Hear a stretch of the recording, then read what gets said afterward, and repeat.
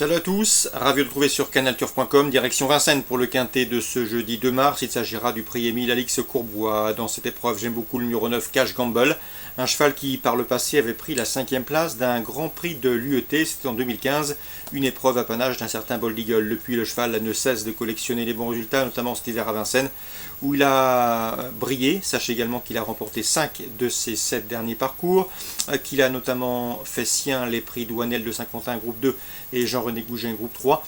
Dans cette épreuve, c'est a priori le cheval à battre numéro 9, Cash Gamble. On lui posera le numéro 3, Bad Boy du Dollar, qui lui aussi se présentera au départ de cette épreuve en pleine possession de ses moyens. Un cheval qui a été jugé digne de courir le critérium des 5 ans début septembre. Il vient de s'imposer dans un groupe 3, le prix de Rouen. Sur ce tracé, une confirmation est logiquement attendue. Je vous recommande également le numéro 2, Blues d'Ourville, qui reste sur 2 places de 3e, certes sur plus court, mais le cheval a également de la tenue. A fortiori, si on peut lui masquer l'effort le plus longtemps possible, c'est un bon finisseur. Il faudra compter avec lui dans la phase finale. Le numéro 8, Bluegrass, 2e et dauphine de Bad Boy du Dollar dans le prix de Rouen. Sur ce tracé, mérite également crédit, réalise un bon meeting. 3 podiums pour elle en 4 courses courues cet hiver. Ensuite, je vous recommanderai le numéro 16. C'est Vacat Money que l'on connaît bien à ce niveau. Elle n'a pas manqué son objectif fin janvier, elle a notamment fait sien le prix Helen Johnson, de bout en bout avec autorité. Ici, l'engagement est favorable, voire même très intéressant au plafond des gains, à elle d'en profiter. Attention également au numéro 14, Bolid Genilou. Il ne faut pas prendre en considération sa dernière sortie où le cheval évoluait ferré. Cette fois-ci, il sera pieds nus, mieux vaut donc le reprendre, un cheval dur à l'effort. Attention également dans cette épreuve au numéro 15, Orient Horse, qui s'est permis le luxe de remporter 4 quintets de juin à octobre 2016. Le cheval allie vitesse et tenue, mieux vaut donc s'en méfier, il peut inquiéter plusieurs de ses cadets. Je retiendrai également en fin de combinaison le numéro 12, à nous 3. Le cheval demeure irrégulier, mais il a prouvé qu'il fallait compter avec lui sur ce tracé. Il se recommande également d'un chrono d'une 12,5 sur ce parcours, soit l'un des meilleurs du peloton. En cas de partant, ce sera le numéro 5, Vénus de Bailly, part d'affaires pour une place à belle cote. Résumé chiffré, 9, 3, 2, 8. Ensuite le 16, le 14, le 15 et le 12. Suite du programme, dans la 3e, j'aime beaucoup le 306 Dream Life. C'est une bonne pouliche de qualité. Elle a été retardée par une faute en pleine dans le pré Framwell groupe 2. Il faut la reprendre, elle a le potentiel pour s'adjuger une course de cet acabit. On lui associera le 7 des 3 Castelet qui collectionne les bons résultats et le numéro 5 Derby du Souvenir qui sera déféré les 4 pieds pour la première fois. Le 6, le 7 et le 5. Dans le prix Félicien Gauvreau, l'une des belles épreuves de ce jeudi, une épreuve estampillée groupe 2 pour des jeunes pousses sous la selle. Le numéro 11, Eye of the Storm, s'annonce redoutable. 4 courses sous la selle, 4 victoires autoritaires. Le cheval devrait pouvoir confirmer, un cheval entraîné par Philippe Allaire. Philippe Allaire qui a déjà remporté à plusieurs reprises cette épreuve, notamment avec Bird Parker ou encore Torrens Vedake au cours des récentes éditions.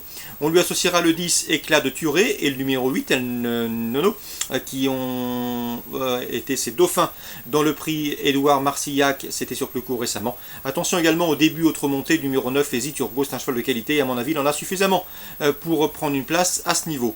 Le 11, le 10, le 8 et le 9 dans la 4e. Dans la 6e, le 607 Senora s'annonce comme la concurrente à battre, elle qui vient de s'imposer dans une épreuve de meilleure facture.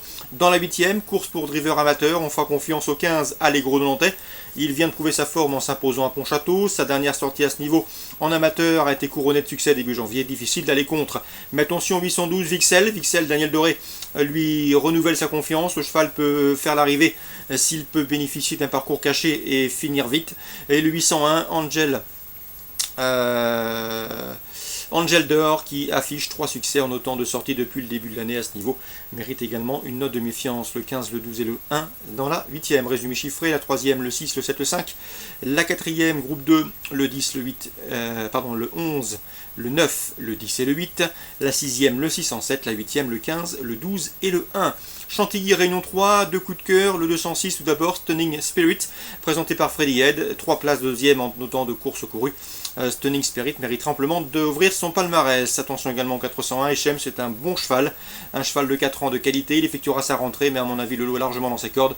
N'oubliez pas qu'il avait remporté le prix Eugène Adam, un groupe 2 disputé l'été dernier, courant juillet, avant de se classer deuxième du prix Dollar, autre groupe 2 disputé début octobre à Chantilly. Apparemment c'est sa course, même pour sa sa rentrée, d'autant qu'il affiche 2 victoires en 2 courses courues sur le tracé qui nous intéresse, celui sur le sable cantilien. Donc c'était en avril 2016, ces 2 victoires obtenues sur le tracé.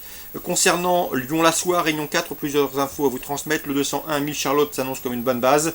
Ces 3 dernières sorties ont été couronnées de succès. C'était sur les PSF de Cagnes et de Vivo, donc pas de problème de surface concernant cette Miss Charlotte. En outre, elle affiche 2 podiums en 3 courses sur ce tracé. Elle est au départ de son 16e réclamé. Bref, vous l'aurez compris, c'est la concurrente à battre. On lui associera pour une place le 202 Snowzen qui vient de s'imposer dans une course de même facture, le 19. C'était sur l'hippodrome de Pornichet. Concernant la suite du programme, la troisième, c'est une épreuve où j'aime beaucoup le 301 Ambre Sauvage, une ancienne protégée d'Alain Couetil. Sachez qu'elle est en forme. Sachez également qu'elle reste sur 2 podiums dans des handicaps de même facture sur la PSF de Gaille, donc pas de problème de surface. Et à mon avis, dans ce lot, c'est une lauréate en puissance, 301 Ambre Sauvage. Dans la 5e, attention au 502 Avrito, présenté par Carlos Lafont-Parias, dont l'écurie ne cesse de se mettre en évidence. L'homme a eu peu de partants, mais ils ont pour la plupart tous bien couru et gagné. Le lot est dans ses cordes pour ce 502. Lui qui vient de se classer 3e sur la PSF, donc il s'est classé 3e sur la PSF de Chantilly au mois d'octobre. Dans la 6e, autre protégé de Carlos Lafont-Parias, c'est le 609 Hilaran, Kazakh Vertemer. Le cheval doit pouvoir bien faire dans un lot de cette facture. Et enfin, dans la 8e, je vous recommande le 802 Candiral, 3e pour sa rentrée sur la PSF de Chantilly. Le lot est dans ses cordes, elle est présentée par Pierre Brandt. Ce cheval décevrait en ne jouant pas les premiers rôles. Donc pour Lyon-la-Soie, Réunion 4, la 2e, le 1 Miss Charlotte avec le 2, la 3e, le 301 Ambre Sauvage, la 5e, le 502 Avroti, le 609 également Hilaran, sans oublier le 802 Candiral.